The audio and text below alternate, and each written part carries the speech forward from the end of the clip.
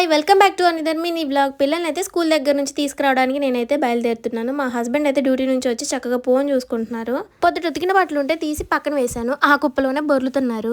నేనైతే ప్రతిరోజు మల్టీ టాస్క్లు అయితే చేస్తూ ఉంటాను. ప్రతిరోజు ఇంట్లో పనులు చేసుకోవాలి, పిల్లల్ని రెడీ చేసుకోవాలి, వాళ్ళకి టిఫిన్లని ఇవన్నీ నేననే కాదు ప్రతి ఒక్క ఆడవాళ్ళు చేస్తూ ఉంటారు. వాటితో నేను కొన్ని ఎక్స్ట్రాగా చేస్తూ ఉంటాను. నేను ఒక్కదాన్నే కాదు, నాకులాగా చాలా మంది ఉన్నారు. నాకంటే డబుల్ త్రిబుల్ చేసే వాళ్ళు కూడా ఉన్నారు. కొంతమంది కళ్ళకి నేను ఇంట్లో కూర్చొని తినేదానిలాగా కనపడుతూ ఉంటాను, కానీ నేను లోపల చేసే పనులు వాళ్ళకి తెలిసినా కూడా తెలియనట్టు మాట్లాడుతూ ఉంటారు.